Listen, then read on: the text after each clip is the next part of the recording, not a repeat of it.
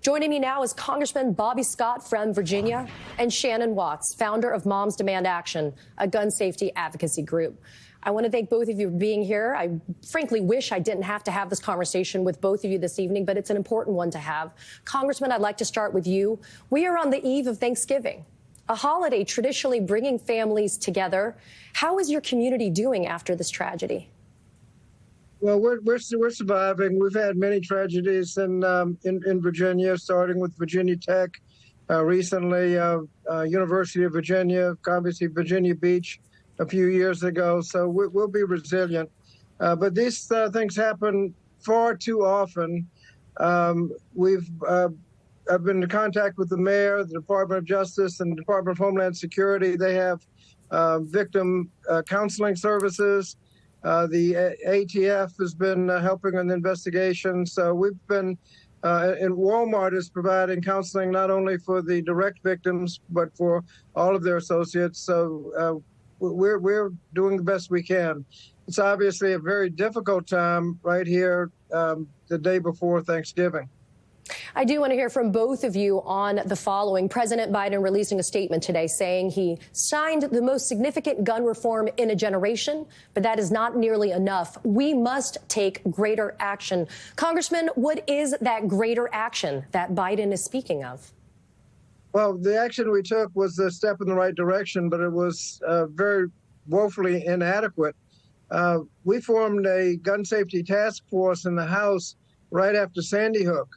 Regrettably, we couldn't find a Republican to join, but we came up with recommendations like the assault weapons ban, limit the size of magazines, comprehensive universal background checks, crime reduction measures generally, and mental health. But if we're talking about guns, I mean, we don't have any more mental health problems in the United States than they have anywhere else. But you just mentioned 600 mass killings already. Other countries don't have this, and the things that we can do that you can't eliminate the shootings, but you can certainly reduce the incidents. And there are things that we have identified that would be extremely helpful, and we need to take not just the little action we took before. It was important to step in the right direction. But things like the assault weapons ban and limit the size of magazines. Shannon, to you, what needs to be done? You know, Biden's speaking about change, but what really needs to be done to actually affect the change that will protect our communities? Well, absolutely. First of all, this has been an absolutely horrific week of mass shooting tragedies in Virginia and Colorado.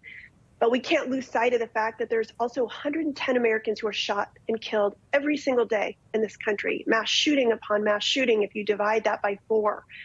And we have to look at this issue holistically. We have to treat gun violence as the crisis is. You know, we are heartbroken. We are not hopeless. There is more that we can and will do. And one thing we must do is have a bigger gun sense majority in the Senate. There's an election in 13 days. We can take our rage and our anger and our grief to the polls in Georgia, and we can vote for a Senator Warnock, who will support gun safety. And if we don't live in Georgia, we can help get out the vote. And the way we do that is by texting the word Georgia to 64433. I want to make it clear that this Senate seat matters. Democrats wouldn't have to negotiate a power sharing agreement with Republicans. There would be a true gun sense majority on every Senate committee. It would be easier and faster to pass legislation, to confirm judges, to get gun sense legislation prioritized. We need to put all hands on deck to make sure that we re-elect Senator Warnock to the Senate. Shannon, the shooter in the LGBTQ club massacre in Colorado Springs appeared in court for the first time today, still pending formal charges. What does justice look like for all of the victims in that mass shooting?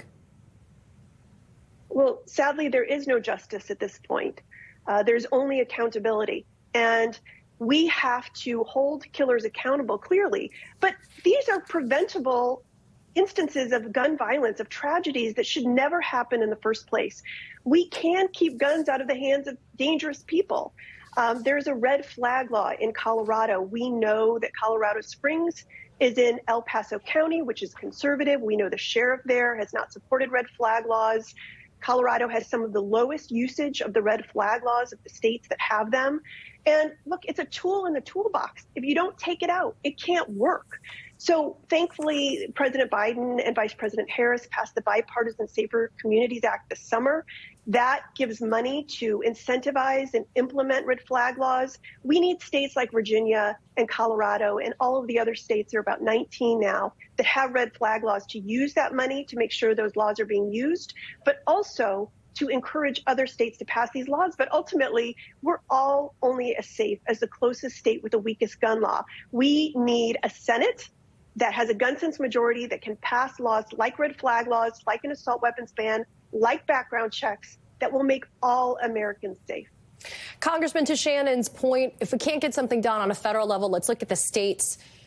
Virginia Governor Glenn Youngkin calling this a mental health crisis, but he never mentioned the gun problem that exists. Lieutenant Governor Winsome Earl-Sears also tweeting her commitment to making mental health issues a priority, but zero mention about the guns and the guns being the problem. Do they really think Americans are not listening, that they're not paying attention when they say or tweet these types of comments?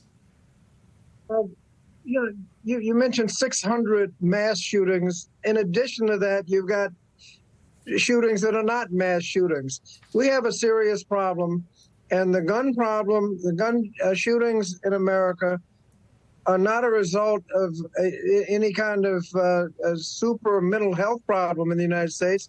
We don't have any more mental health problems in the United States than anywhere else. We do have mental health parity on insurance, so if you have an insurance policy, you can afford mental health coverage. So we've done a lot on mental health.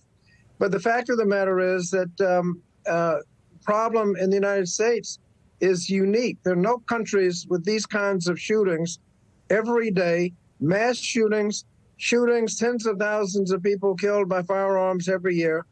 And it's not a mental health problem. It's a gun problem. And if you don't address it as a gun problem, you're not addressing the problem. Congressman Bobby Scott and Shannon Watts, grateful for both of you to take the time out of your holiday to be with us. Thank you for being here this evening. Thank you, Katie.